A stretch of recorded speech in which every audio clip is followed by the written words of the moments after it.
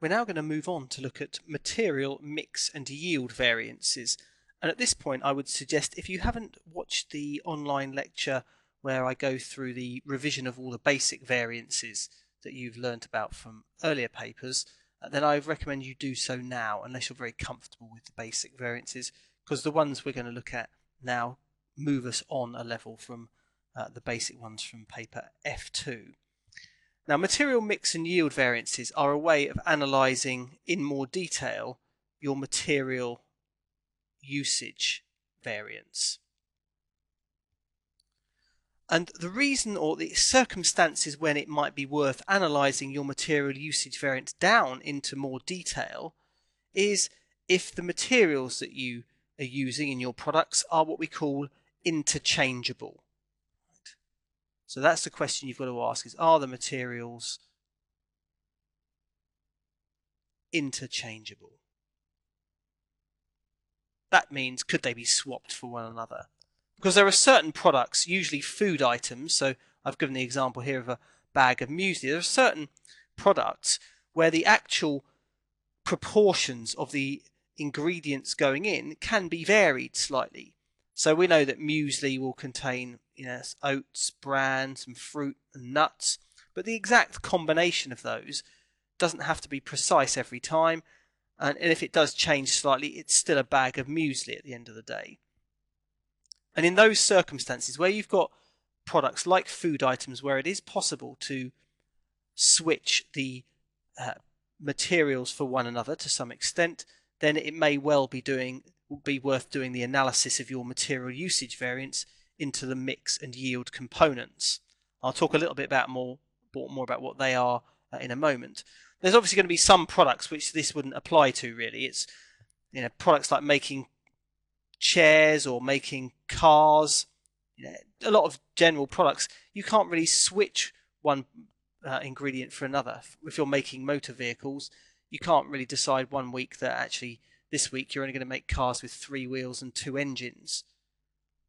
A car needs a more precise, if you like, recipe card for ingredients. But when you're making lots of food items, you often have a little bit of flexibility there. So if we just take a jump forward in the notes a couple of pages till after the example, there's quite a good way of summing up how we link mix and yield variances to the material usage ones. This is in Learning Objective C here, where it says identify and explain the relationship between the material usage variance and the material mix and yield variances.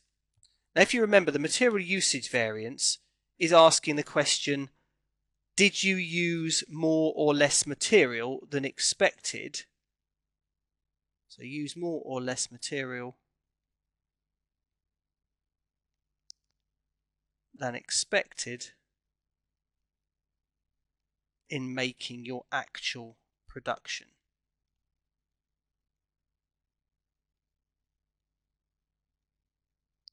Okay, that's what the usage variance would have worked out for us. What the mix variance does is it tries to identify the impact of using your ingredients in a different proportion to what would have been expected. So it looks at what proportion of the usage variance is down to purely the proportions of the materials input into the process. So the mix variance is a variance that looks at your inputs, what went into your process. The yield variance then says, did you get out as much as you'd expected given what went in? So given all the ingredients you've put into this process, did you get out more units of finished product than you expected or not? So that's, did the actual amount of material input lead to more or less output than would have been expected? So that's a variance that considers your outputs. Now, they're not particularly difficult to calculate. You just need to learn the mechanics. But overall, the usage variance should add up to the mix variance plus the yield variance. So whether you used more or less material overall than expected is going to be dependent on whether you used your materials in the proportions you were expecting, and whether or not you got overall output relative to input that you were expecting. Okay, so let's go and take a look at an example. Okay, so back at the start of this section then, I've got a couple of bits where there's definitions of the variances. You can have a read through those in your own time, but probably best to read those after we've been through the example, because the example goes through things quite carefully. So what we've got here, it says is Widows Co. makes a very popular chocolate coated raisin snack. The standard ingredients for one batch are 5 kilograms of raisins, 1 kilogram of chocolate. Now that's important. Okay, so I'm going to highlight all the important information here. That means each batch of these snacks is expected to use 6 kilograms, of which 5 are raisins and 1 is chocolate.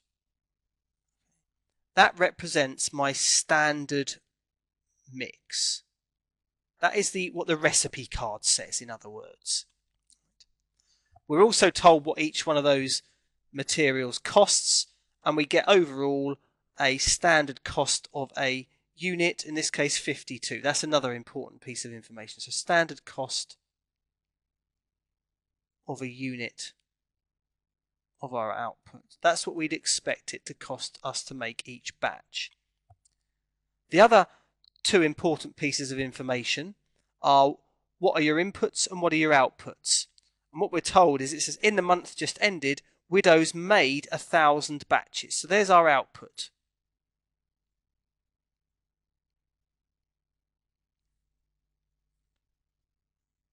Okay. And it says use the following ingredients. So 4,900 kilograms of chocolate, 1,400 kilograms of 4,900 raisins, 1,400 chocolate. That's 6,300 kilograms overall. That's our input. So that lot there is what's gone into our process. Now, any exam question is going to have those 4 pieces of information in it. And your job initially is to go digging around for that information, because if you've got it, you know you can do the analysis of the variance into mix and yield. The requirement just simply says calculate the material usage and the mix and the yield variances. Remember, usage equals mix plus yield. So we've got a natural way of checking whether our answer's right if we've got these two. So if we start with the usage variance,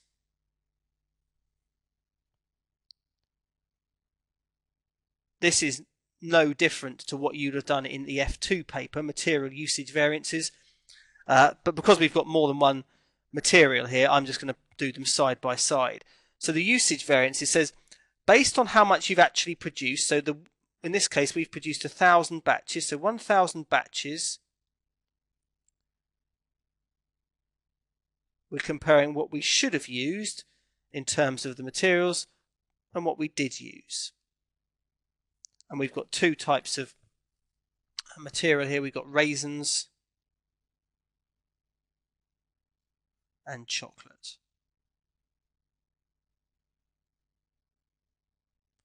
Now we know from our cost card that each batch of these snacks should use 5 kilograms of raisins and 1 kilogram of chocolate. So that's just going to be 5 kilograms and 1 kilogram. So we'd expect that to be 5,000 kilograms for raisins, 1,000 kilograms for chocolate, and we then compare that to what it did use. Well, what did we use to make that many? Well, we used 4,900 kilograms of raisins and 1,400 kilograms of chocolate.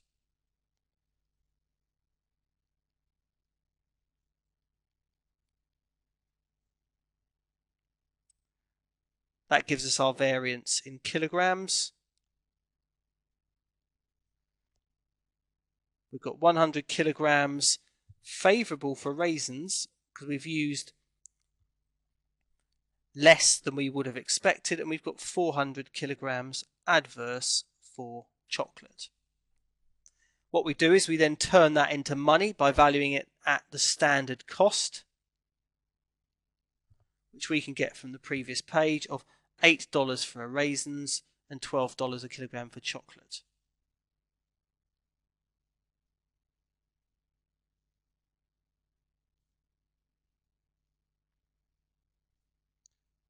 Okay, that gives us our variance in dollars. It's 800 for raisins, and that's favourable.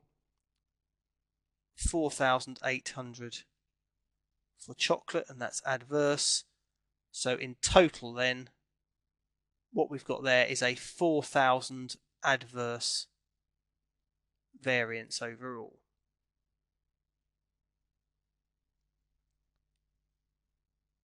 Okay, so there's nothing new we've done there at all.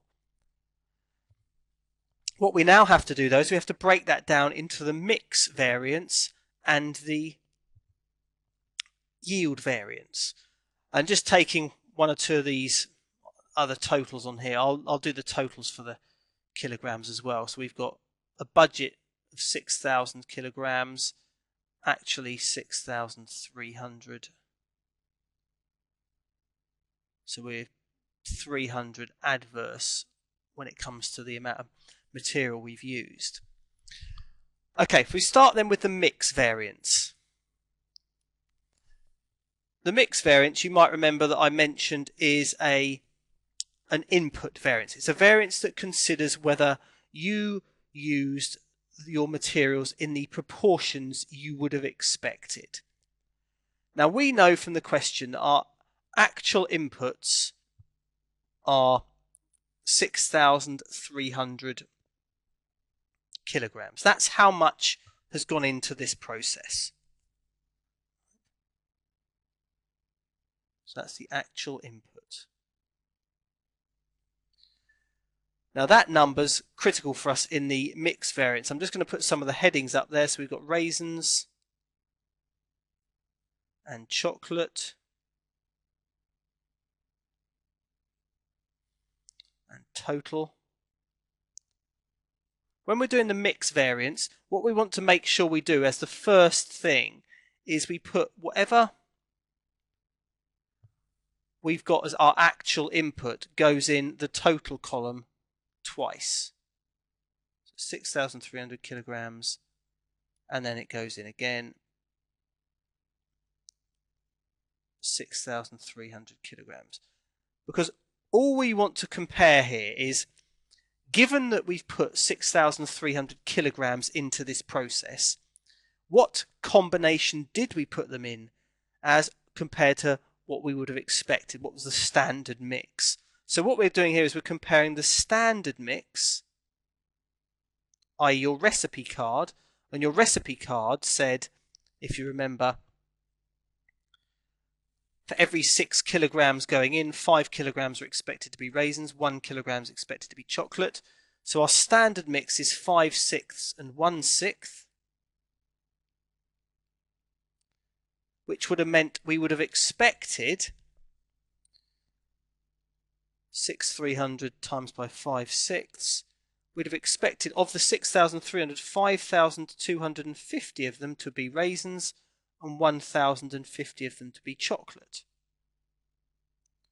We compare that to the actual mix, i.e. what did go into the process, and that's just the figures from the column in, or the row in the usage variance, 4,900 and 1,400.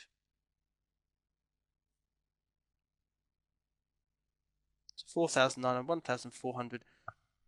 That also adds up to 6,300. So this variance will always be nil in terms of kilograms, but for each individual product, we'll establish whether we've used them in exactly the proportions we were expecting to. And here we obviously haven't, because our variance in kilograms is we've used 350 kilograms fewer of raisins than we might have expected, given that 6,300 were input in total, and so that's favourable because we've used less than we would have expected, and the chocolate proportionately 350 more. But one adverse, one favourable adds across to 0. We then convert it into money at the standard cost, and what we'll identify is the financial impact, because we've used proportionately more chocolate than we might have expected and proportionately less raisins. And given that chocolate's more expensive, that's going to be an adverse mix, because it's going to be a more expensive combination of ingredients we've used. So 350 times 8 for raisins, that's 2,800. Favourable. And for chocolate, 350 times 12, 4,200.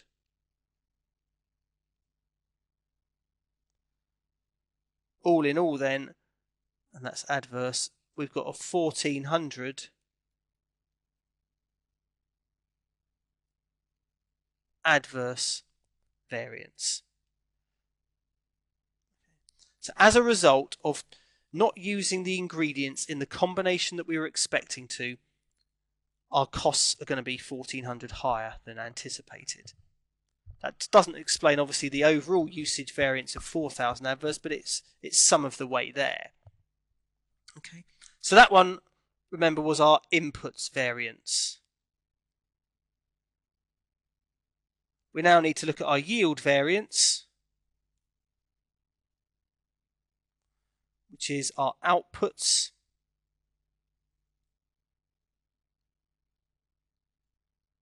There's a couple of different ways of presenting this. I'll show you the most normal way first of all, and that is the quickest way, and it's the way the examiners will tend to do things. With the yield variance, what you're saying is we've put 6,300 kilograms in here, so 6,300 kilograms of input. That should give output of, right, we look back at the information in the cost card, we would expect each batch to use 6 kilograms in total. So if we put 6,300 kilograms in, we'd expect to get out 6,300 kilograms divided by 6 kilograms. We'd have expected to get 1,050 batches out. That's our expected output. But what did we get? Well, we're told in the question that in the month they've made 1,000 batches. So our output is only 1,000.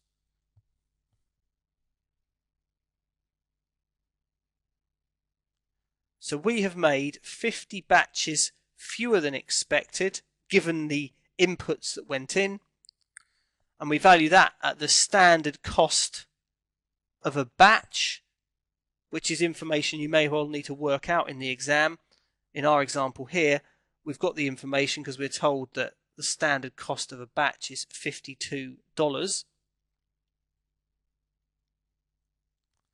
So at $52, so 50 times 52, $2,600. And it's adverse because we didn't get as much output as we would have expected. Now those two together, that 2,600 and that 1,400, gives us our 4,000 adverse variance overall, which is what we worked out our usage variance to be at the top of the page. So that shows you how they're all linked together, but you do need to be quite methodical and careful when you're working through them. Remember, step one is doing your mix variance is the actual total inputs go into the total column of your mix variance in 2 places. If you don't start with that, then you're going to run the risk of making all sorts of silly mistakes. Sometimes you might be asked to produce the yield variance on a product by product basis, so to split that 2,600 into how much relates to raisins and how much relates to chocolate. So I'll just sketch that up for you now and I'll talk you through it. Okay, so I've just jotted down the start of this alternative yield calculation. We've got our column for raisins, column for chocolate, and in our total column I've got two things. I've got the actual quantity that we've input, the 6,300, and the budgeted quantity, which would be, I should say, the standard quantity, really, rather than the budgeted quantity. But that's for the 1,000 units of output. Okay, so for the 1,000 units of output,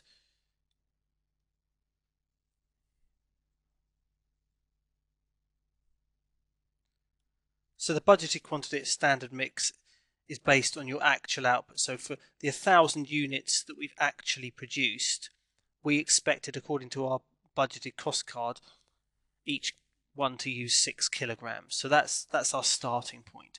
And we're then doing this all at the standard mix, because the mix variance has already been dealt with separately. So we now want to only consider everything at the standard mix, 5/6 and 1/6. So 6,300 times 5/6, 5,250 and 1,050, and then 5,000 and 1,000. Total those, we get our variance in kilograms.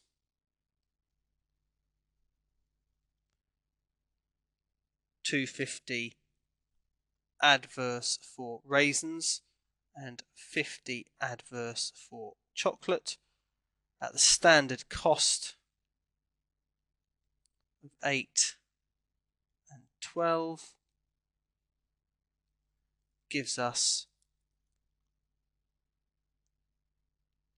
2,000 adverse for raisins,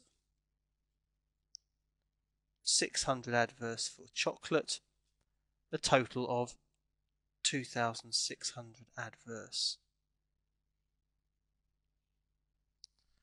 Now you'd only use that alternative because you can see that's a more long-winded process. You'd only use that if it did say in the question that you were to do the yield variance on a product by product basis, because obviously this one splits the 2,600 across raisins and chocolate. The other one just does it all in one go. So those are the calculations. You'll get pretty well rewarded for those sort of calculations in the exam. You'll get 3 or 4 marks for each one. So the mix variance might be worth 3 or 4, the yield variance 3 or 4. So if you can do them, which isn't beyond anybody in the exam, then that's a good quick way of earning some marks. There's one final thing on material mix and yields to consider, which we'll just do so now to finish off. The syllabus asks us to be able to explain the wider issues involved in changing the mix. So what are the bigger issues of you altering the combination of ingredients going into a product? Well, obviously there's a cost implication. If like in our example, we've ended up using more proportionately of our chocolate, and chocolate's more expensive, so that increases our cost base as an organisation. The good news is, though, that if you've made a product and you've used more proportionately of the expensive materials, then it might make the product higher quality. So there could be a quality bit of good news as a result of having an adverse cost variance for mix here. And performance measurement issues as well. So how do you judge your staff's performance if they have overspent proportionately, but it's ended up with a better product that's sold a lot more? You've got to think about, the sales team might be the ones getting all the praise, but it might be down to the production team producing just a better product. So we have to consider the bigger impact of changing mixtures of ingredients when we're looking at products. And finally, in D, it says suggest and justify alternative methods of controlling production processes. So if you're not going to use these sort of variances to control your production processes, what can you do? Well, you just have supervisors watching staff, Big Brother is watching you, that sort of thing. So you're monitoring them all the time. You train your staff so they know what they should be trying to achieve and why they should be trying to achieve it. So you want to instill in them the importance of following recipe cards and so on. And also you can control your production methods by looking at your customer feedback. If your customers are not happy, then that's a sign that your processes are wrong somewhere, and usually that will be the production process is churning out products that are not of the appropriate standard. Okay, so material mix and yield variances are simply a breakdown of the one you've learned in earlier papers, the material usage variance. Okay, so I suggest you have a go at practicing one or two of these before moving on. In the next session, we'll look at how that similar principle can be applied to the sales volume variance and looking at sales mix and quantity. Okay, that finishes this session.